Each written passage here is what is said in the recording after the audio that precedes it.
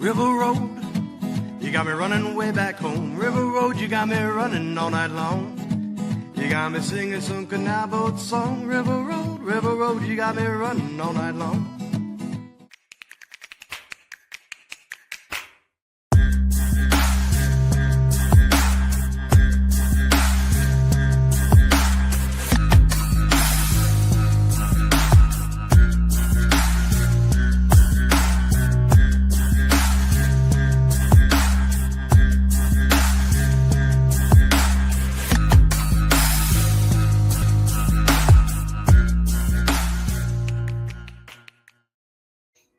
All right, everybody, welcome to another episode of Niner Nuts. I'm Indiana Dan here with Mr. Easy E.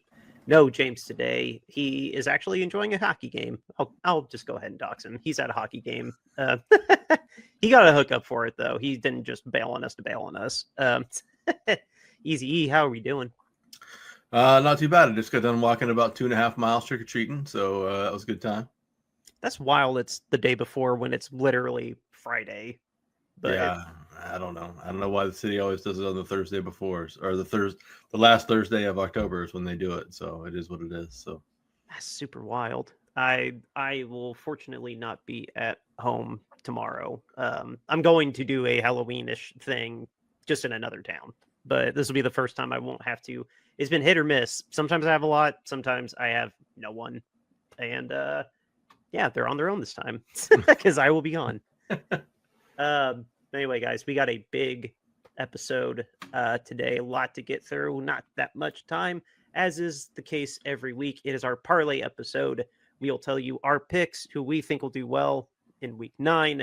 And of course, we are idiots. We still have not hit yet, but we're always very, very confident. And just for legal purposes, yeah, just don't take us too seriously and follow your rules, whatever the rules are in whatever state you may live in. So with that, also all these are subject to change because DraftKings and just, yeah, the lines change constantly. So this is just as of taping on October 30th.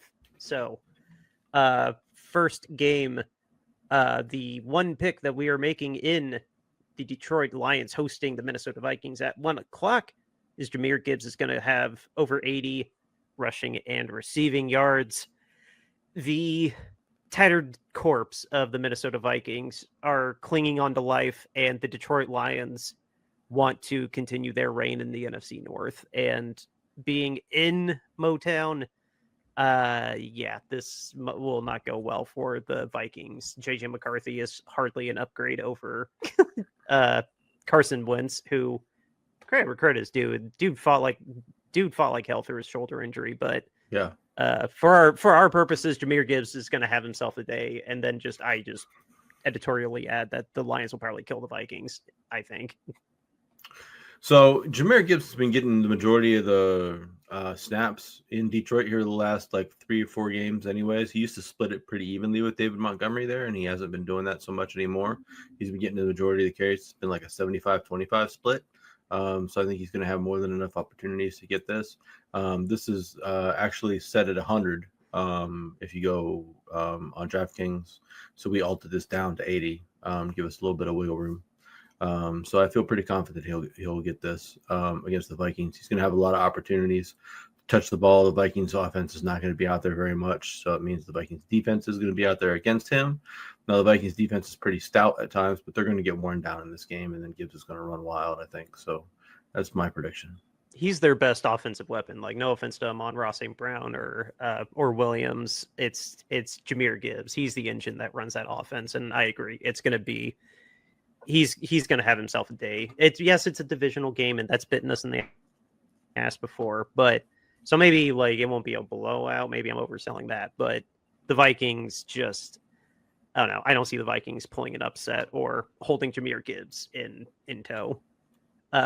So moving on to the next one, it does jump the gun a little bit on. We already did touch base on this game quite a bit on Tuesday, but we are going to the cursed MetLife Stadium. And, who knows? It looks like we're getting a little healthier based on what the practice reports are saying. on the defensive line, and then we also just signed Sealan Farrell, and we made a trade. I know his last name is White with the Patriots to get another lineman on the defense.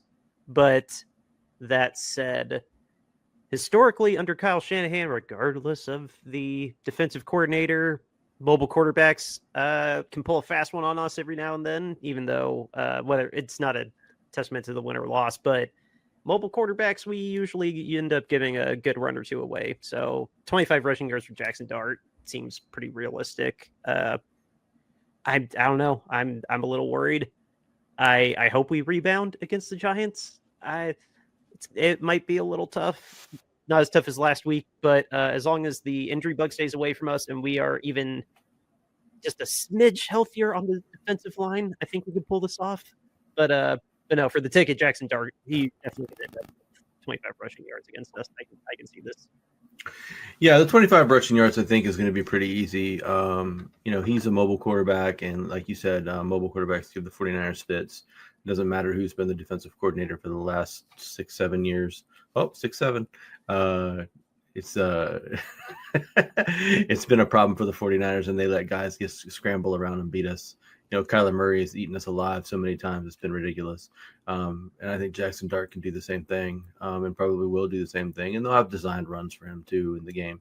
And he's missing his skibbity skoosh scoosh guy back there now. So, I mean, he's going to have more opportunities to run himself. So I just think this is a pretty likely bet.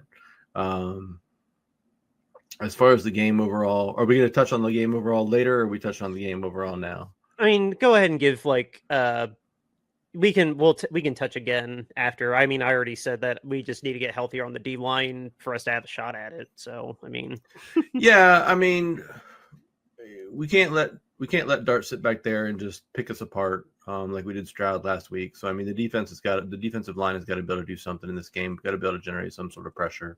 But more importantly, the offensive line has got to keep whoever's going to play quarterback, either Jones or Purdy, clean in the pocket this week. I mean, they've got a couple of guys up front that can really rush the passer, and that was their downfall this past week against the Texans. Was they had two guys that could really get to the passer, and we couldn't keep them off and can keep Mac Jones clean. He was just pressured too often and had to make quick throws and off platform throws, and out of alignment throws and things like that. And so, we've got to do a better job this week of protecting the quarterback on our side and giving him the opportunity to make plays. Yeah, no, going against, I mean, it's if we can get healthier on the defensive side, Jackson Dart is not CJ Stroud. That also helps quite a bit. Yeah. But yeah, no, you hit it on the head. They got Thibodeau, Carter, and Burns. That is just as frightening a front as what we just faced. So, yeah. And then, of course, the dreaded MetLife turf. Yes. Yes. I want to just get out of this game with no significant injuries. Trust me, that's been me every week though. But we'll see. We'll do one last final prayer too at the end as well. But like I said, sorry, not sorry, we jumped the gun on that, listeners, but that's the way the ticket got laid out. On to the next game, though. The New Orleans Saints are going to LA to face the Rams. Good luck. I don't really have anything besides that. Matthew Stafford's getting Puka Nacua back, and 200 yards. There's a reason it's minus 500. Stafford's going to pick them apart. The Saints, they put up a fight. They don't let 50 burgers get dropped on them, but I don't know. What was the spread on them? Was it minus 14 favorite for the Rams, I'd imagine? Yeah, I think that was what it was. This game's going to be bad. Matthew Stafford's on a tear, and now he is in the lead of the division since we lost last week. It being their division to lose at this rate, we got the tiebreaker against them, but LA's hot right now. And the Saints are just kind of in their way this week. Yeah, I mean, well, the Saints are starting their new quarterback as well, Tyler Schluch or however you say his name. Snoop. I don't know. Yeah, whatever. It's not going to matter. The Rams are going to eat that guy alive. this is going to be a hugely lopsided victory for the Rams, I think. I don't see the Saints being able to stick with them at all through this particular game, especially being on the road. Rams coming off of a bye week. I mean, this is just setting up to be a beatdown of pretty epic proportions. Stafford throwing for 200 yards should be a no-brainer in this game. He should have 200 by the half, I would think, and be on cruise control going through the second half of this game. So feeling pretty good about this. Not feeling good about the Rams in a couple of weeks, but yeah. The Rams are hot. To say it's their division to lose now, I mean, I feel like a lot of people are yelling at us that like it's been like that even though we were ahead of them. Like, shut up. We do have the tiebreaker against them, but yeah, the Rams are hot right now. That's just the best way to put it. And it will obviously, there's gonna be a big game in 2 weeks. And it might not go well depending on how injured we are after our game. Yep. But moving on to Cardinals at the Cowboys. Man, Kyler Murray coming back into this game, I don't know. I kind of liked that there was more stability. It seemed like there was more stability with the Cardinals. Like, it wasn't anything flashy, and Jacoby Brissett was not going to take him to the Super Bowl, but I don't know. Kyler Murray, I don't think he's going to take advantage of that defense as much as people like to hype him up as a great quarterback. And then Dallas on the other side. Dallas's offense is really, really good, but that Cardinals defense is a little stingy. This is a game I'm going to refuse to put on my own personal money line. I could see something scary happening either way in this game, but what we did throw on here though, CeeDee Lamb getting 50 yards, this seems like a no-brainer. Like, now that he's back, he's Dak's best friend. So that was an easy pick, but I honestly God could see this game going either way. Like, these teams are both very, very scurry underachievers. Yeah, I mean, you kind of hit it on the head with CeeDee Lamb and Dak. I mean, CeeDee's numbers go up, greatly when Dak is back there, and having those two together makes for them to both feed off of each other very well. So CD is definitely going to have 50 yards receiving in this game. There's no doubt in my mind about that. I mean, I think he averages something like 80 or 90 a game. Should be pretty easy for him to get 50 in this particular game. The Cardinals defense isn't terrible, but it's not great either. They don't have a shutdown corner on either end. So there's no way to kind of box in CeeDee Lamb. I mean, the Cowboys offense is great. They can score points with the best of them. They just can't stop anybody. So, I mean, this could turn into a 36-33 shootout with the Cardinals hanging along with them. This could also turn into a 36-14 bludgeoning with the Cardinals just laying a big egg in this game too. I mean, it's really hard to say. So the Cardinals are lucky they're coming off a bye week because everybody in the division was off except us this week. Yeah. I don't see the Cardinals winning this game though. I just think the Cardinals are the team this year that's kind of cursed. I mean, they are every year, it seems like anyways, but I mean, I think they really got the whammy on them this year. I don't think they're going to pull out any sort of meaningful victories this season over anybody. And I would bet the Cowboys in this game. I can respect that. On paper, it obviously should be. I don't know. I personally just get the heebie-jeebies on this one, but I will gladly be wrong if the Cowboys just trounce them. Because on paper, again, they definitely should. Dallas is only favored by 2.5, which is crazy to me. They're stingy, dude. I've seen a bit of Cardinals coverage, and they're stingy. They don't just get blown out. They still lose in heartbreaking fashions, but they very rarely get just the hammer thrown on them. So yeah, that's true. I don't know. I feel like the Cowboys got this one in hand, but we'll see. Yeah, no, for sure. Speaking of money lines, though, our next two games are money lines. The Falcons going to the Patriots. I don't know what is happening with Atlanta. You literally can't guess which Atlanta is going to show up from week to week. Either the team that got beat by us in Carolina, or they did just lose embarrassingly though to the Dolphins also. So maybe they're skid, maybe their wheels finally fell off and they're just going to keep losing. But going to New England, that's why I say it's probably likely, because New England is also very, very, very hot right now. Drake May is legitimately in MVP consideration talk right now. Whatever Mike Vrabel did to their Kool-Aid, it's working. And New England, we might be seeing the start of a new evil empire. They are that good, and they could sneak up on Buffalo if they trip up against Kansas City and don't get their train back on the tracks. So New England winning this game, very comfortable with this pick.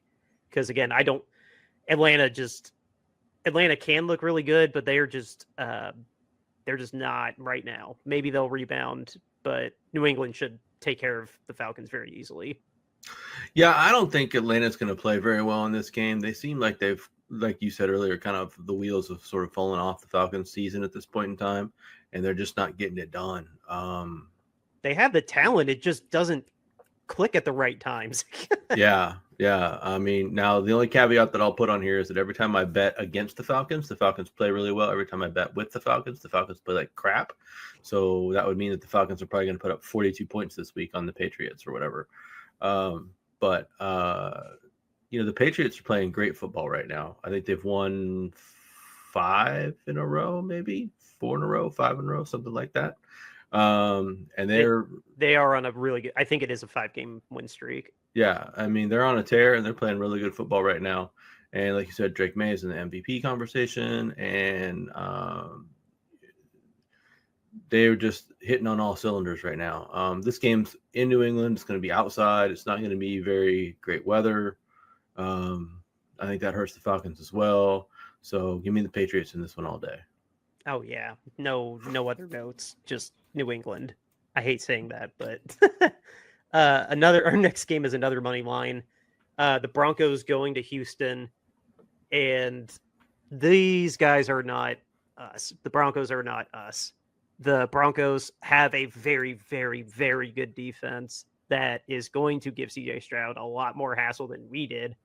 But Bo Nix handling the Texans defense, we've seen the Broncos struggle on offense a little bit, but I think I was the one that really pushed on this one. I think the Broncos are going to keep figuring it out, because the Broncos have looked good more times than not this year, and Houston's going to come back down to earth. I think the Broncos are going to pull this out. I was right with you on this, Dan. I think this was a lot of Vegas reading a whole lot into what happened last week in the Texans beating a 49ers team that was injured to hell and back. Yeah, and is playing above their record right now. And I don't think that – I don't want to say that like they're not as good as their record, but I mean, like, they're overachieving right now. And, the Texans were able to pierce through that. But I don't think that means that they're an ascending team and they're taking off and they're getting things back together. I think that the Broncos are really a good team. I think the Broncos have a really good defense, and the Broncos have good offensive players as well. And I think they're going to give the Texans a bit more of a run for their money than we did, because they're not injured to hell and back like we are. And I think they're going to be able to withstand the things that the Texans were able to do well, and they're going to be able to take advantage of the things that the Texans aren't able to do well much better than we were. Yeah, absolutely. The only knock on Denver is that they don't have Patrick Surtain right now. I think he pulled his pec, but even still, without Patrick Surtain, I think that the Broncos are still going to weather them just fine. Mm-hmm. So let's go ahead and just roll on to a game I'm very excited about. The Colts are finally playing good teams.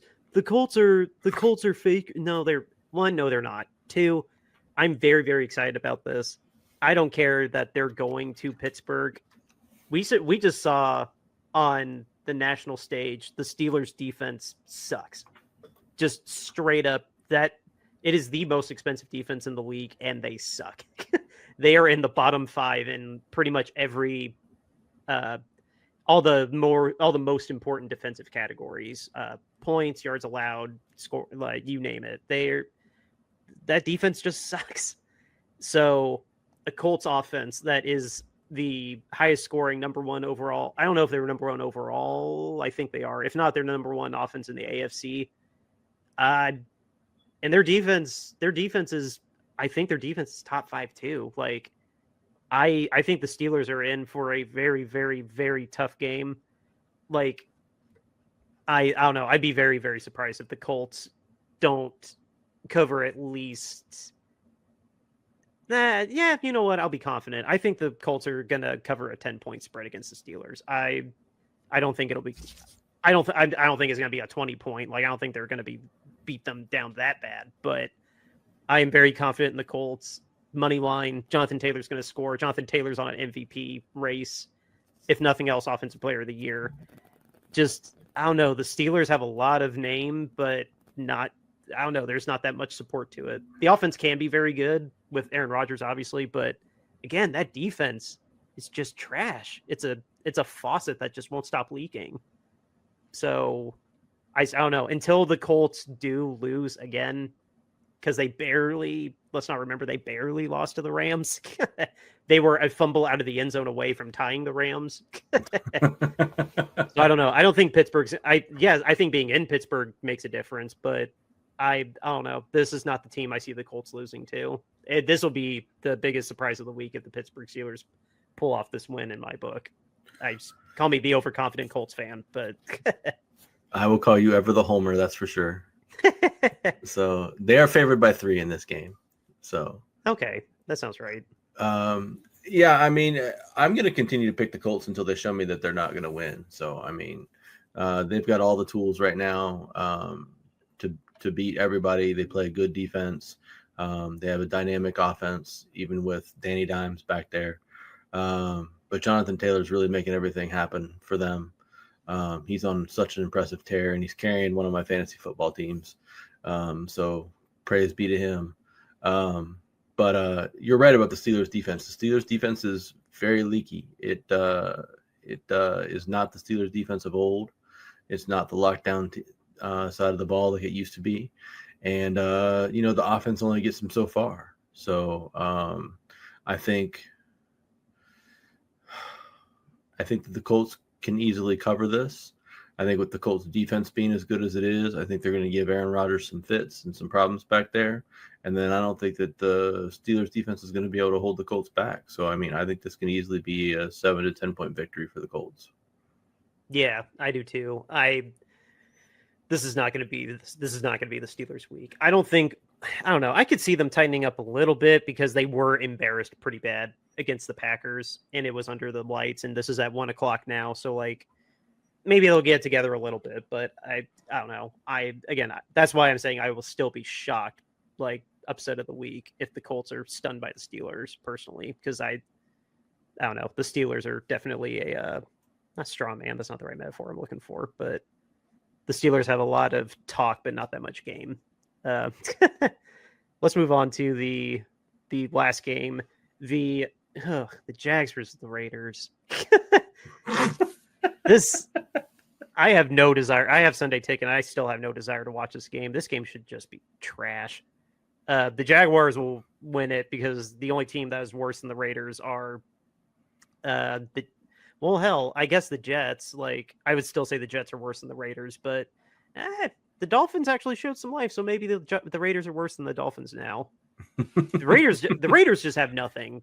There's nothing to say about the Raiders.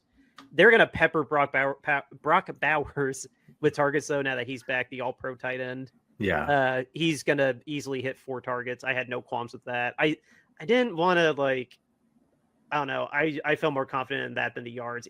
Yes, you sent 25 yards, but I tried to limit. I think let's just sit with 4 yards.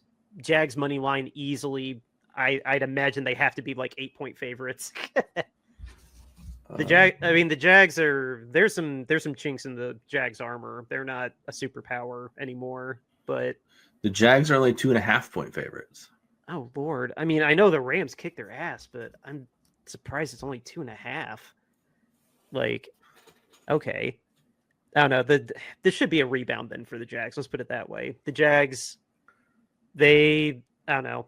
They'll chalk up the London beatdown against the Rams. It's just a one-off, and they'll get back. They'll get back right. The Raiders have nothing. The only superstar they have is Brock and Max. They're getting annihilated. They're going to get a top 5, if not top 3 pick. Should be a very easy win for Jacksonville. I don't really have any other notes. I really don't want to watch this game either. It's one of the only options for your late game window if you're not going to watch Kansas City and Buffalo. The Raiders are really bad this year. They've got nothing going on for them. But you are right. Brock Bowers is coming back. They're going to pepper him with receptions, try to get him going. He's their main star on the offensive side of the ball. They're going to try to feed him as much as they can, rightfully so. Jags, yes, they got beat down by the Rams when we last saw them.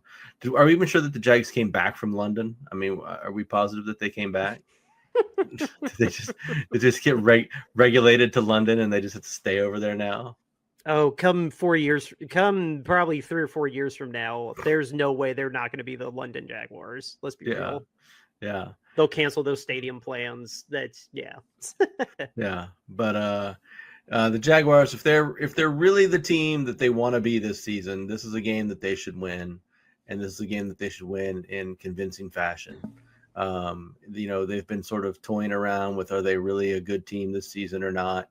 And this is where a good team wins the game, right? So I mean, if the Jaguars are truly going to be one of the teams that we're going to consider for a playoff team, and we're supposed to be taking seriously, then this is a game that they have to win, and they have to win it convincingly. And so, I think the Jaguars are going to do that this week. Yeah, they definitely should. That'd be kind of that would tie with the Steelers beating the Colts as an upset of the week, I think. Oh, that'd be a huge upset if the Raiders beat the Jaguars. That'd be a big upset.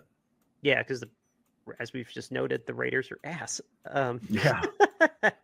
So all of that, at least where we're at, obviously these odds are subject to change. We have a nice little payout if this one actually hits, which would be wonderful. But no luck so far. Remember last year, we only hit on 1-2 tickets. So take us with a grain of salt, but never not try.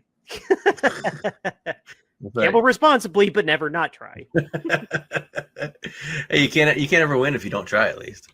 Exactly. You miss the shots you don't take. Yep. I think with that is all of our picks for this week. We are a little short. We are going to be a little short this week, but hey, that means you just go get your candy faster. So let us give our shout out already then to our sponsor, Royal Retros. What is Royal Retros? Is your go-to place to get yourself an authentic throwback jersey, whether it is for football, basketball, soccer, any of the major sports that got you covered. And when you find something you like, use the promo code Shady Sports. It'll get you 10% off of your entire order, especially if you find something in the Candlestick collection. Can't skip that. It's curated with us Bay Area fans in mind. It's got Niners gear. It's got baseball Giants gear. And again, when you find something you like, use the promo code Shady Sports, and you'll get 10% off of the entire order, not just special items, your entire cart. Again, with that promo code Shady Sports, it helps us out. It helps out the entire family of programs on the Shady Sports Network. Shout out Sam, amazing EP. Again, it's royalretros.com, promo code Shady Sports, 10% off of your entire order. Royal Retros, go get yourself an authentic throwback jersey today. We are also selling t-shirts. Check out our own merch. We were inspired by the shenanigans, let's say, of Mr. Dan Snyder 2 years ago, and it has carried over into the next year and the next year, i.e. take a look at the Panthers owner, take a look at the Saints owner. There's just a lot of shady stuff that they get away with, and we don't find out until long after the fact. And we think that owner standards need to be the same as player standards. Like when a player gets arrested and we find out in the middle of him being arrested an hour before kickoff, there should be that kind of accountability for the owners as well. So owner standards over player standards, hashtag owner accountability. We have that on t-shirts. Our owner accountability standard t-shirt, let's call it here. These are all made to order. You pick your style, a t-shirt, a long sleeve, a pullover, a crew neck, and then you pick your size. They're made to order. and the pricing starts at $22.99. Our next shirt is our cover art. You see that here on YouTube or on whichever podcasting platform you listen to us on. Again, it's made to order. You just pick your style and your size, and the pricing starts at $22.99. Our alternate cover art here, it's got the goalposts and the peanuts. It looks to me best in red, but there's a blue option for some reason. Whatever suits your fancy. They're made to order. All these are made to order. And then the last shirt we have is our alternate mascot, Peanut, wearing 3D glasses to really be in the game, wearing his Niners hat, eating his bowl of peanuts, patiently waiting for the next game, which will be this Sunday as we go to MetLife Stadium and pray we don't have an injury. But this shirt and all the shirts I just showed you, all the proceeds of these are going to Mountain Comprehensive Care Center. It is a women's shelter in Kentucky. And we just want you to have a cool t-shirt and know that you are helping a family in need. The link to our Bonfire store and a link to more information about Mountain Comprehensive Care Center in the show notes below. Check it out. Get yourself a t-shirt and help some families in need. Eric, you are always good at keeping tabs on the breaking news. I already said that I already spoiled that we got a pass rusher from New England and we signed Sealan Farrell to reinforce our defensive line that we desperately need. I did see too that we might get Alfred back, and D Winters is back at practice too, so we should get both of them back for the game. Alfred Collins, hopefully. Is there anything breaking that we need to take a look at right now, though? Not too much, really. Nico Collins out of protocol. Christian Kirk also set to return for the Texans, so that gives them some boost going to their game against the Broncos on Sunday. Still think they're going to lose. Puka Nacua, as you mentioned earlier, he's coming back, so he's going to be ready to face the Saints. That's really about it right now. It's 7-3 Ravens for the evergreen part of the podcast. Yes. Oh my god, I literally forgot.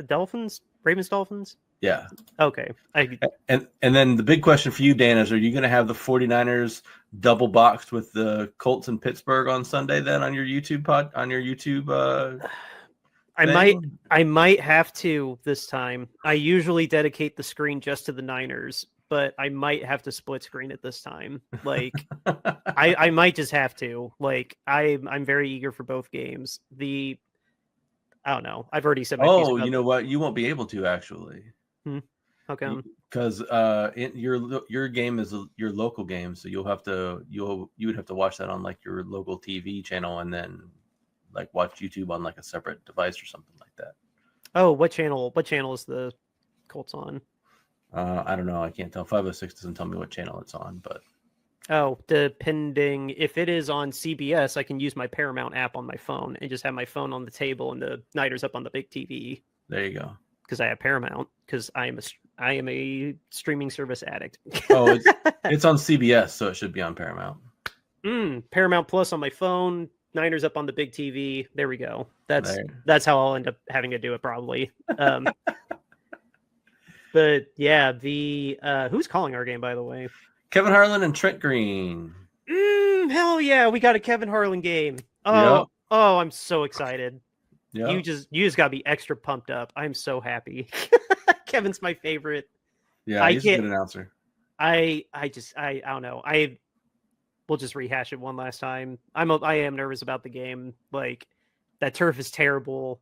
That defensive line is really good on the Giants. Yes. Hopefully we're more healthy on defense because that's going to help a lot. But I hope Kyle learned his lessons from what happened against the Texans, because the Giants can throw just as much muscle at us. So I don't know. Thank God this is our fifth or our fourth road game in 5 weeks, and thank God we get a little bit of a home break after this. I know, right? Yeah. I was trying to look at the injury report from today, but it's not updated on their official website, so I can't tell you what people participated and what didn't participate today. So I will check on a source that I'm not going to give a free plug because they are already doing good enough.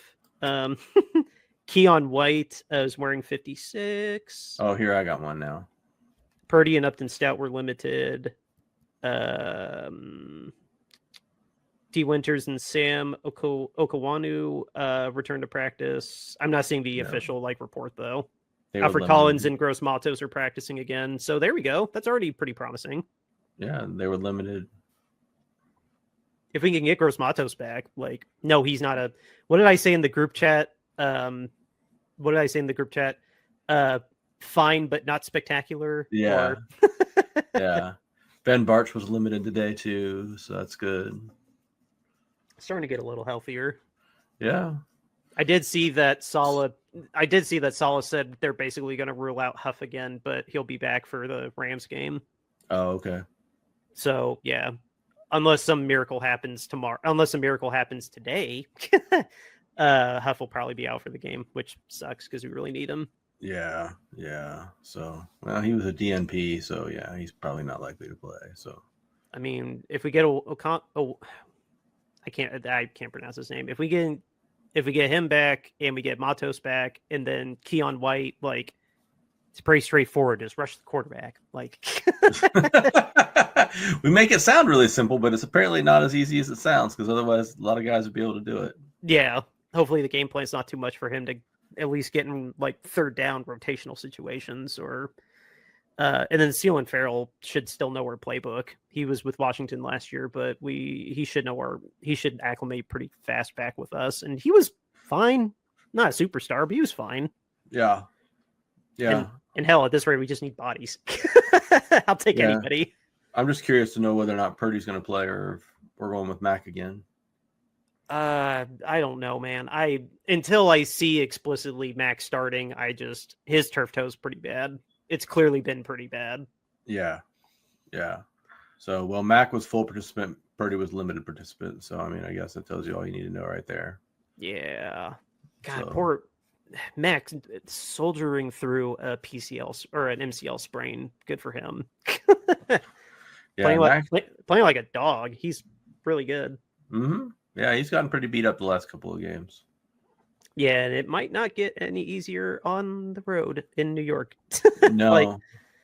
Let's just pray that the turf monster takes a week off and we need to get right game. Get 6 wins and then we'll worry about the Rams and still very much in it at 6-3. Yeah, I mean, if we can come out of this game with a win, I mean, we're just sitting just fine. I mean, there's no big deal if we come out of this game with a win. It's not a problem. I mean, that would put us, like you said, 6-3. Would be first if the Rams somehow choke against the Saints, but yeah, that's not going to happen. But I mean, we'll be tied with the Rams, but own the tiebreaker with them. So I mean, that's fine. And we control our own destiny heading into our game against them in the following week. I mean, that's all you can really ask for. I mean, it's the best case scenario. And it's at home, thank God. Yeah. That's what the biggest thing about those first 3 games were two of the 2 road games were the 2 hardest road games. Yeah. We hosted Seattle, didn't we? I can't remember anymore. I don't remember because we were at LA. I mean, we won 3 division games in the first 6 weeks. And the Rams are going to be at home next, and I can't remember Seattle, but Seattle's week 18. Because of course Seattle is our bookends, which is stupid. But yeah, but I mean, if we beat the Giants, like you were saying, then we're in a great position still. Yeah, I mean, there's nothing wrong with being 6-3. I mean, that's still a very good record. I mean, that would be, again, tied for, or not tied for, but one of the better records in the NFC, right? I mean, the only thing that could be better would be 7-2, and there's only going to be a few teams that could get to that. So, I mean, and we'd still have a solid shot at the wild card too. Yeah. Obviously, we want to win the division, but we'd have a nice cushy spot in the wild card, still. Yeah, so I mean, you're sitting at 6-3, you control your own destiny versus the Rams. I don't think you can ask for much more than that going into that particular game. So you just can't overlook the Giants. Yeah. You got to take the Giants real seriously because the Giants are a competitive team. but there's things to be exploited against the Giants that I think we can take advantage of. But we just got to keep Mac upright, or Purdy, whoever it is quarterback. But we just got to keep the quarterback upright and keep pressure off of him this game. We didn't do a very good job against a very good job of that against the Texans, and that cost us in that particular game as we weren't able to generate any offense. So we can't have that happen again. No, honestly, like I think I'd be surprised if we started Mac at MetLife.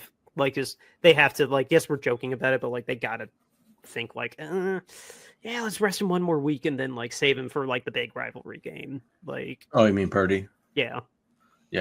Or yeah, I said Mac. I'd be shocked if Purdy played this week, honestly. But yeah, I would say that it's probably likely as well. And see, Ricky didn't practice at all today either, so he ain't playing this week either. I know we're trying to be picky with IR because IR is a whole different animal and you only get so many returns. But at what point, like, Purdy obviously is worst case scenario, but I wonder if they're going to start having conversations about Ricky on IR. I don't know. Unless the whole plan is for just everybody to come back next week. I mean, that's the plan for the squad is for everybody to come back next week. Then I guess that's what it is. But we're balancing it pretty well. Like we're riding the healthy scratch line pretty damn well. So yeah, I mean, if they can keep getting away with it, like keeping people as healthy scratches instead, or the inactive, if they can keep them on the inactive list and avoid IR, then sure. I mean, we've been pulling it off so far. Yeah. I'm curious to see if our game is going to be on national TV next week or if it's going to be limited coverage next week yet. So I'm for the Rams. Yeah. What's the competition? And then we'll get out of here. But what's the competition next week? Detroit, Washington. What's the other one? That's it. That's the only two late games. Detroit, Washington, Rams, San Francisco. Oh. There's a CBS single late game of Seattle, Arizona, but that's going to be just off in the West Coast. They ain't showing that to anybody else. Oh, that's a toss-up. They didn't. Oh, yeah, and they don't have the announcers yet. That's a toss-up. I'd be very curious because you can make a compelling case for either of them. Because Detroit. It's not going to be because of Washington. It's going to be because of Detroit. Yeah. Or us, a game that could be a very pivotal decision or a pivotal moment for who wins our division. I don't know. There's going to be are they both on Fox? Yep. Okay. I'll have to keep an eye on that. I'm very curious who Tom Brady ends up going to. Yeah. All right. Yep. So that's it. Right on. With that, guys, thank you for tuning in. Thank you for listening. We'll be back on Tuesday to recap what went down at MetLife. Happy Halloween. Stay safe. Check your candy. And just have a good weekend. Outro music is River Road by Justin Muth. Let's beat the Giants. Beat the Giants. Happy Halloween, everyone.